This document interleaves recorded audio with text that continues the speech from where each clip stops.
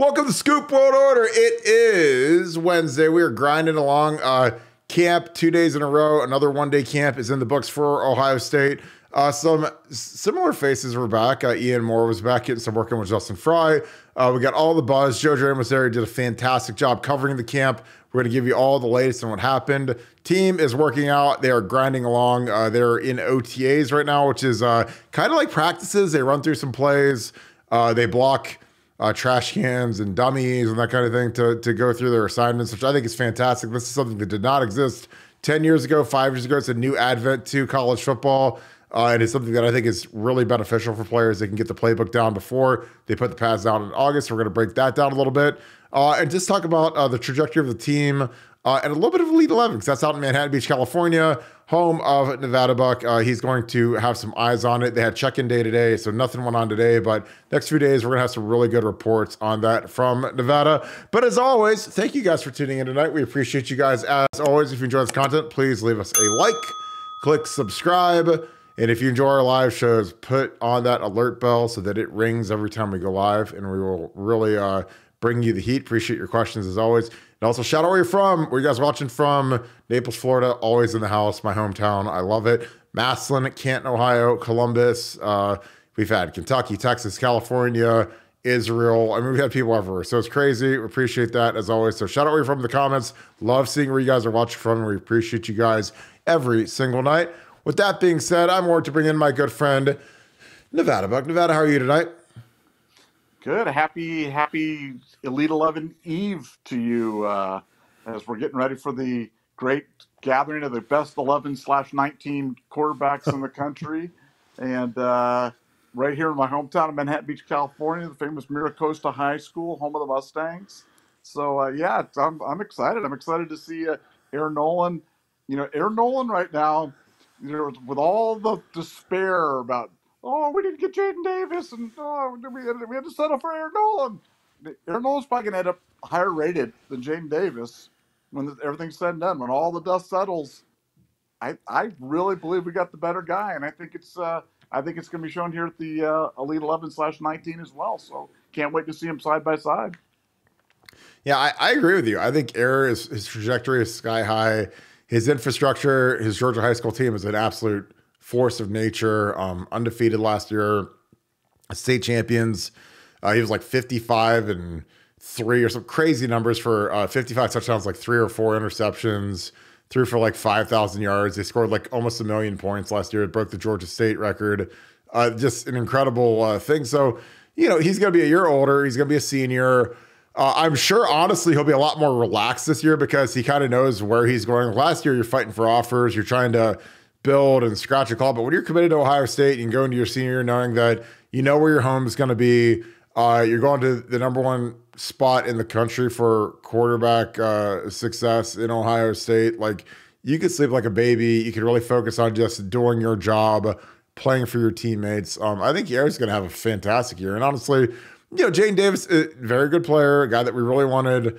But, you know, in Michigan, obviously they've beaten us the last 2 years. But if I'm a quarterback, man, the only place in the universe I want to go next year is Ohio State, because you've got J.J. Smith coming, you've got Ennis, you've got Tate, you've got monsters on monsters on monsters. Ryan Day calling the plays, Heartline developing the receivers. It's just like an absolute catapult into the NFL draft within 3 years of you entering Ohio State's infrastructure. So again, I love the trajectory of Aaron Nolan. Everything I've been told about him is he's an absolute grinder. He's a kid that's a great kid. I think he's raw. I think he's got a lot of upside. I think he's when I met him in Naples, he was an absolute freak. I mean, a big, strong kid, a kid that's put in a lot of work in the weight room. And I love kids like that. I think kids that are physically developed and mature, shows that they've got the dedication to be great. And you start throwing some J.J. Smith out on the field and Ennis and Tate, like it's the sky's the limit for a kid like that. Nevada, we're about halfway through camp season. Ian Moore showed up again today to work with Justin Fry. We had Demarion Witten from Glenville there. The camps have been pretty good talent-wise. Seeing Ian Moore show up for a second time, I think it kind of it harkens back to Will Smith Jr., getting a bunch of days in a row of coaching from Larry Johnson. Now, obviously, Ian is from Indiana. What do you make of Ian Moore having a second day at camp with Justin Fry. He did the one-on-ones, did all the competitive stuff, which not all the kids normally do. But what do you make of that? Because I low-key kind of love that. Well, I think it's a topic that you haven't seen, trending on a lot of boards or haven't heard a lot of people talk about it. And I think it's like one of the most telling facts about the kid. This is a kid who clearly wants to get better, clearly is trying to get as much coaching as he can. I mean, you're talking about a kid that's rated by Rivals as the number one offensive tackle in the country, Ohio State commit, and comes in from Indiana last week for camp, comes in from Indiana this week for camp. I mean, that's a commitment. That is there's a million things he could be doing different other than going to camp, and he's coming to camp to try to get better. And I love kids like that. I think kids like that are the ones that succeed. And no, when I heard that he was coming and saw him coming back to back, I just like, wow, man, this is a special kid, and Ohio State's lucky to have him, and I can't wait to see him on the field in the future. Yeah, I'm gonna toss this film on as we talk about him. Again. I made this point on the board. I think that, people, they're always obsessed with, you got to get the 5 stars, you got to get the best guys. And I agree with that. Obviously, you want to get the best players in the country, but I think it's much harder now to evaluate the ceiling of kids, to evaluate how good they possibly can be because of the rules and restrictions that are put on high school coaches. I think that Ian Moore benefits because he has Kyle Ralph as his high school coach. Kyle Ralph was a great Ohio born offensive lineman, played at North Carolina for the Tar Heels a year or two. I think he's a year older than I was, but that's the guy that he knows O-line. When you see Ian in the drills, you can tell he's been coached really well. He's got great technique. He's got a lot of upside. He's in really good shape. I mean, he's a guy that he puts in the work in the weight room. Again, I think when your head coach at your high school is a D1 offensive lineman, I think that's just a gigantic help. But it's really hard to coach offensive line and tackling in modern football with the restrictions that are on high school coaches. I really got kind of into high school coaching. My best friend's kid is a baseball player at Tennessee now, Ryan Miller, and he was a quarterback at Dublin Jerome. And I asked them, and he played both ways, played safety, played quarterback. And it's like, how often do you guys hit? And how often do you guys get to bang and scrimmage and all that? And it was like very, very, very limited. It was, a couple days a week, limited contact. Like you can only have contact on so many practices during the summer or the August training camp session. So again, it deteriorates the overall quality of offensive line play when you can't hit. You can't, again, if you're coaching a basketball team and OSHA or any high school organization said, hey, you're not allowed to shoot because the kid's shoulders are getting too worn out or something, and it limited the amount of shooting you get to do, all of a sudden you see the free throw and 3-point and field goal percentages drop precipitously. And that's what happens in modern football. And again, it happens in college, it happens in the NFL. Every level of football is limiting how much contact is allowed to have, how many days of contact, how many 2 days. Again, I'm not that old, but 20 years ago when I was a freshman at Ohio State, we had 2 days every single day at practice. And we had like maybe one a day a week. And now there's no 2 a days. So it's like literally you cut the number of practices in half. And there weren't limits on contact back then. So we had really physical practices twice a day. And again, I think that helps the overall quality. Now, the flip of it is that I think kids now in all sports are just more athletic and more skilled than they've ever been. You go back and look 20 years ago to today's NFL. I think the skill guys are more skilled. I think the linemen are more fit. They're in better shape, better sports science, better training, better diet habits. Diet is more of a thing now than it's ever been. It was never a thing 20 years ago. But I think it's just interesting because everyone's like, well, we got to have only 5-star linemen and only high 4-star. And I'm like, guys, like, you really don't know who's going to be what because a lot of these kids haven't been coached or they're not allowed to be coached to their potential. Outside of guys like Laramie Tunsil who are just locked 5-star. Like, when I watched his high school film, I was like, that guy's going to be the number 1 pick in the draft in 3 years. And he ended up being like the 8th pick in the draft. Probably should have been the number 1 pick in that draft. But there's just not many guys that are like that. So a kid like Ian Moore, you watch his film, he looks good here. When Justin Fry and Mickey Marotti get a hold of him and he really gets dialed in, who knows how good that kid could be? I mean, that kid could easily be a 1st-round pick. And his body, his skill set, his mindset seem to all match up with what you want in a great lineman. And the fact that he's back for day 2 of camp is it's pretty incredible. Nevada, do you my little diatribe on contact and the how things have kind of degraded along the lines. Do you see that? Do you agree with that? Is that something that, like, as a casual fan, you notice the way that I notice it? Well, look, I put that in combination with other things. Let's talk about Ohio high school football just in particular. And you've got Ohio high school football that doesn't have spring football. You're already putting yourself behind the eight ball in terms of that. You've got limited contacts, some other issues there. And what's the net result been? Ohio high school football's been down. It used to be like the elite of the elite. It was Ohio and Texas and Florida, and then kind of everybody else, or in California. Now you've got states like Alabama, Georgia, Louisiana. Other states that are kind of catching up, or even I wouldn't say surpassing Ohio, but maybe they are. And you just wonder, how's that's going to change? It's not all just demographics. Some of this is a choice. Some of this is, things that they're doing in Ohio or not doing in Ohio that they're doing in these other states. So, for Ohio State, I think that, it's all the more reason why, they've got to get the best players in Ohio, but they've got to remain that national brand so they can get the best players from all over the country. Because, if you're not allowing the players to be the best that they can be, and that means getting them the maximum amount of practice, the amount of skill work, the amount of contact that they can possibly have, then Ohio football is always going to lag some of these other states that do that, and I think that's a big issue for Ohio State going forward. Yeah, I agree. Like I said, we do some spring practice days and some showcases now, but they're not in pads. Again, nothing replaces padded practices. When it's real football, it's physical football, it's working technique. Again, the beauty of spring football is that you can really cut it loose on kids because you're not worried about getting ready for a game on Saturday or a game in 3 weeks. When you're in fall camp, you got to put the screws to the kids, but you also have to say, hey, we got to, if we're playing, like last year, we're playing Notre Dame week 1. Like, you got to get ready to beat Notre Dame. You can't, just absolutely murder the kids. Where, like with, I talked to Jim Tressel about this, and he's like, when we had, a big time first game, like, he would taper back a little bit. But when we're playing, Youngstown State or somebody to open the season, like he's putting the screws just all the way past the first couple weeks of the season, just because, like a team like Youngstown State or a MAC school, like they're not going to get us ready for Texas or whatever. Like, in 05, we opened with Miami of Ohio, and then we played Texas week 2. And it was like,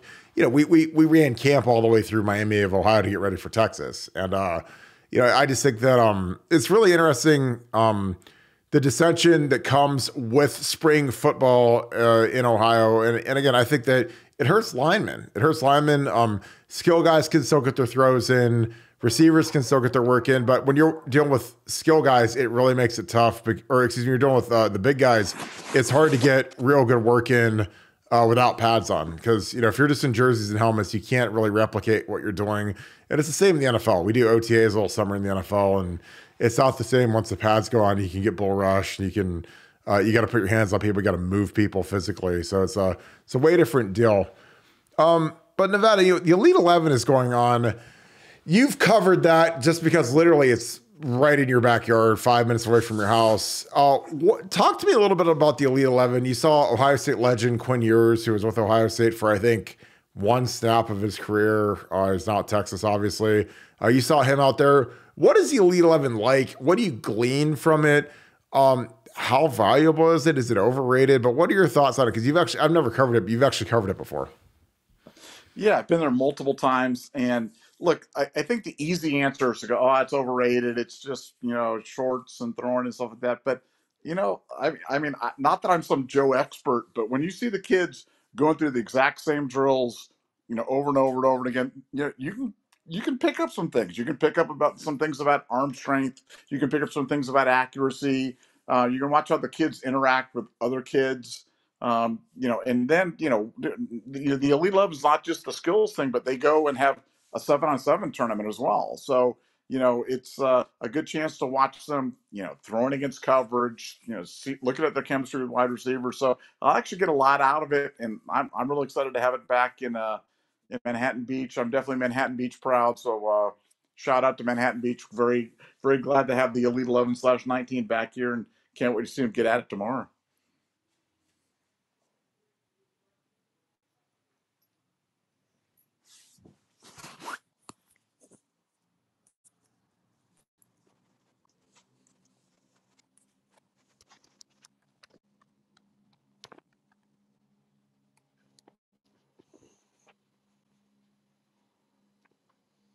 Hey, I got Aaron Nolan on his film on right now, and I always say that you never know how these guys are going to shake out. A year before I got to Ohio State, Justin Zwick and Troy Smith both went to the Elite 11, both were committed to Ohio State, and and that was kind of Troy's coming out party because Troy really did well at that competition. He played with Vince Young was out there, and Zwick and Troy. It was like him. It was like Troy and Vince Young in the strongest arm competition, some of the things that were going on. And again, we saw how that worked out. So I don't know. I think like some of these guys really have their come ups when you have like CJ Stroud really showed out of the Elite 11.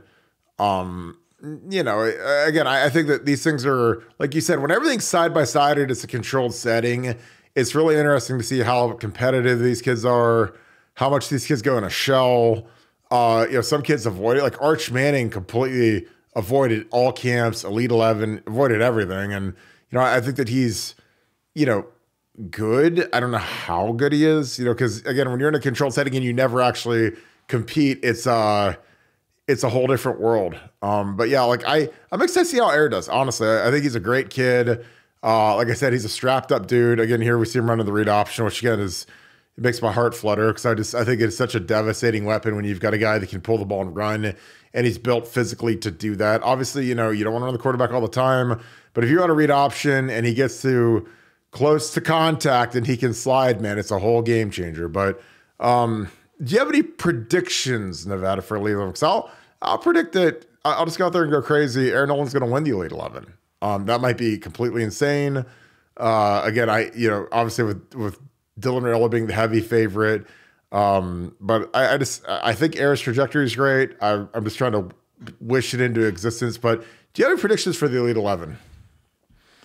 Wow, you stole my prediction. I was going to say Air's going to win the whole thing, and we'll see. Like, all the guys that I've been talking to that I've seen him just have been talking about how he's been improving in leaps and bounds. Obviously, we won't get a chance to see his legs on display, maybe a little bit in the 7-on-7, but that's one of the underrated, big attributes that he has bringing to the thing. But his accuracy's improved. His arm strength will take a second to nobody's there because he can gun it. And I just can't wait to see, how accurate he is compared to these other guys. So now I'm gonna gravy train on your thing. I'm gonna be like Earl Woods to your Tiger and say that Aaron Nolan's gonna win the Elite 11 and I'm gonna say he's gonna be the surprise to a lot of people, but not a surprise to people here on this podcast because how high we've been on him since day one. So I can't wait to see him in person. Well, and here's the thing: is me and you people can call us homers, Buckeye homers, whatever, but Ryan Day offered the kid. Corey Dennis, but Ryan Day is the quarterback guru of quarterback gurus. Like the two best quarterback gurus of the country are Ryan Day and Lincoln Riley. That's it. And then there's a huge gap between whoever else there is. But, Ryan Day won on the kid. I mean, you could have any quarterback in the country. He won on Aaron Nolan. So, again, you could say, oh, Kirk and Nevada, big homers, big Ohio State homers. But Ryan Day really likes the kid. And Ryan Day is the guy that, his job depends upon getting the right quarterback. So, again, people. Yeah, let me talk about. Okay, first of all, the homer tag. Yeah, I've heard that before too, and I've heard other people saying. And I'm like, look, I'm just telling you the facts. Ohio State, when Ohio State's going to be bad, if there's a season that's coming up where Ohio State's going to be bad, I will be the first one to tell you guys it's been bad. When's the last time we've been bad? It's like, oh, Nevada, you keep saying we're going to be good this year. Yeah, we're pretty good every year. This year, we're going to send out just a ton of guys to the NFL. The guys that are coming in are every bit as good, if not better. The skill positions are just ridiculous in the team. The defense is going to be elite. Recruiting is hitting on all cylinders. NIL's gotten much better. Hey, if that's being a homer, then just call me a homer because Ohio State football's won more games the past 25 years than I think anybody. So. It's not being a homer if you're saying it's true. I mean, if every year I'm going, we're going to be really good, we're going to be really good, and we go 6-7, then I'm a homer. But when we're one play away from the national championship, that's not being a homer. That's just knowing your business, man. Ohio State football is elite and getting more elite, getting eliter. Yeah, and I agree because even I lived the 6 and 7. I was on the staff in 6 and 7. I sit in that staff room with Luke Fickle after all 7 losses. I mean, well, really 6 because we didn't meet after the 7th loss. We was all at home and half the staff was fired and cleaned their desk out. But like even that year, outside of that Miami Hurricanes game, we were in every game, and we had terrible quarterback play between Joe Bauserman and freshman Braxton Miller.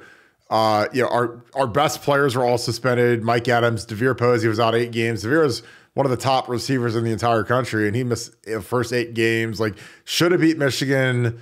DeVere wide open, streaking down the sideline. Braxton overthrows him. We just stunk. Anytime we needed to make a play, we couldn't do it because we were always discombobulated. We had guys that were in and out of the lineup. I mean, that year was the absolute big. Head coach gets fired on Memorial Day. Luke's the interim. I mean, it was an absolute monstrosity of a year, but we still were pretty. I mean, we still literally beat Wisconsin. It was the best team in the Big Ten that year. Won the Big Ten. We should have beat Purdue. We should have beat Michigan. Shoulda, woulda, coulda. But we were in all these games. So and then every year after that, we've had stability. We had Urban. We had Tress. We had Ryan Day. We have better players than everybody we play. We're favored. I mean, in the last 25 years, how many games have we been underdogs in? Like 10 in 25 years? Like maybe the Bama game, Hurricanes game, absolutely. Michigan game this year. But, we're favored in every game we play. Maybe a couple of the Clemson games, but I don't know. I mean, if we're playing a Big Ten team, we're generally favored. It's like 99% certainty. So, again, I get it. People say we're homers, but we study the things. We study analytics. We have a lot of people inside Vegas that do the numbers, and guess what? They like Ohio State a lot because Ohio State, not only do they win, they cover. So, again, Ohio State is good for business, and business is good.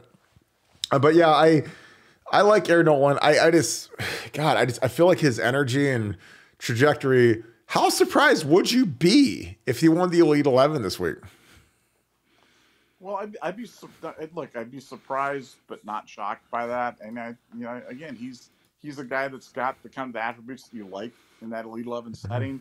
I mean, the thing that's really unknown for us is how he does on the.